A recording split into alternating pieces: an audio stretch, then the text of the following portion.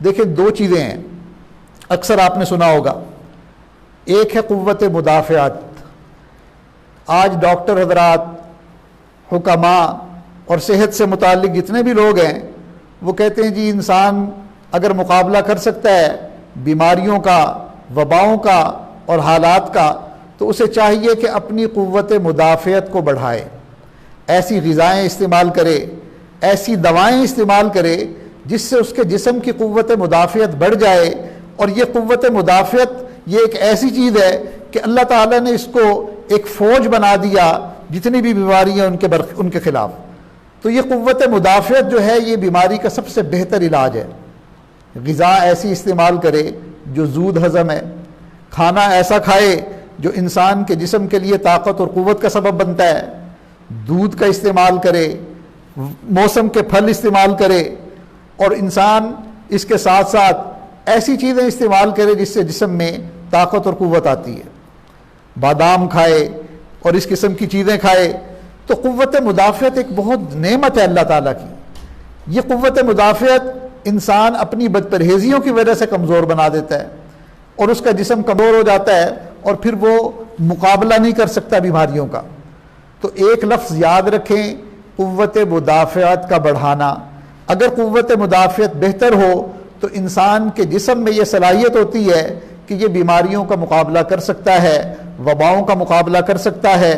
موت تو اگرچہ پھر بھی وقت پر ہی آنی ہے، لیکن بجائے اس کے کہ انسان سسکتا ہوا اور بلکتا ہوا اور بیماریوں سے نبرد آزما بستر پہ پڑے پڑے اپنا وقت گزارے، اسے چاہیے کہ وہ صحت مند زندگی گزارے تاکہ وہ اللہ تعالیٰ کی خوب اچھی طرح عبادت کر سکے، اللہ کا ذکر کر سکے، اللہ کی شکر ادا کر سکے۔ تو یہ قوت مدافعت جن چیزوں سے بڑھتی ہے ان چیزوں کا استعمال کرنا یہ ہمارے نفس کا ہم پر حق ہے۔ اس لیے اللہ کے محبوب صلی اللہ علیہ وسلم نے جو فرمایا کہ انسان کو چاہیے کہ وہ اپنی صحت کی قدر کرے بیماری سے پہلے اور زندگی کی قدر کرے موت سے پہلے۔ تو یہ قوت مدافعت کو بڑھانا زندگی کی قدر کرنے کے مترادف ہے۔ دوسرا ایک لفظ بھی ذہن نشین کر لیجئے، دوسری چیز ہے انسان کی قوت ارادی۔ یہ قوت ارادی بھی اللہ تعالیٰ کی بہت بڑی نعمت ہے۔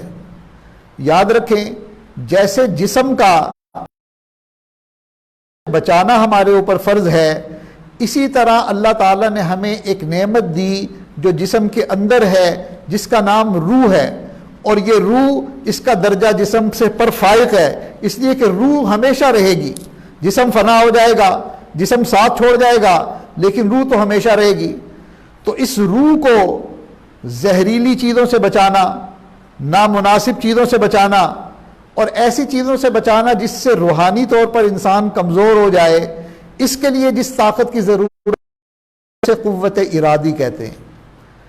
قوت مدافعت سے انسان کی جسمانی صحت بہتر ہو جاتی ہے، اور قوت ارادی اگر انسان کے اندر ہو تو اس سے انسان کی روحانی صحت بہتر ہو جاتی ہے۔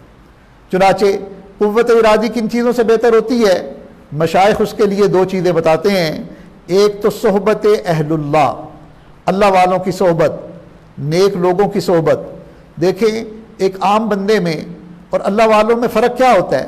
یہ قوت ارادی کا فرق ہوتا ہے کہ عام بندہ اپنے نفس کو کنٹرول نہیں کر سکتا، گناہ کے موقع پر گناہ سے بچ نہیں سکتا۔ اب گناہ کے موقع پر گناہ سے بچانے والی چیز یہ قوت ارادی ہے، اس لیے کہ گناہ کا تقاضا تو ہر انسان کے اندر ہے، ہر نوجوان کے اندر ہے، مرد کے اندر بھی ہے، عورت کے اندر بھی ہے۔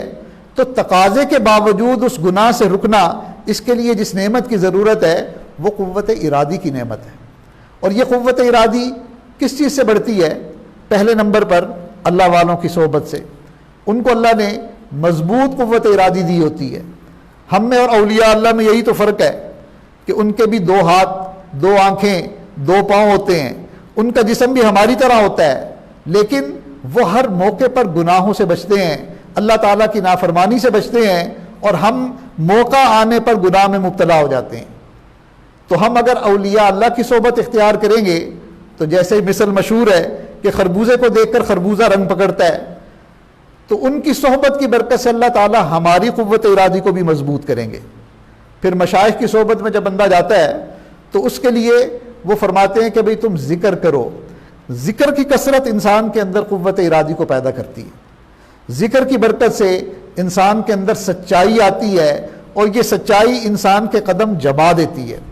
یہ سچائی ایک ایسی چیز ہے کہ اس سچائی کی وجہ سے انسان کے پاؤں کے نیچے چٹان آ جاتی ہے اور کسی بھی میدان میں ہو وہ بندہ نہیں گھبرایا کرتا. آج اس سچائی کی کمی ہے. اور یہ سچائی کی کمی کیوں ہے؟ ہمارے اندر قوت ارادی نہیں ہے. تو اس لیے قوت ارادی کو ہم اپنے اندر پیدا کریں.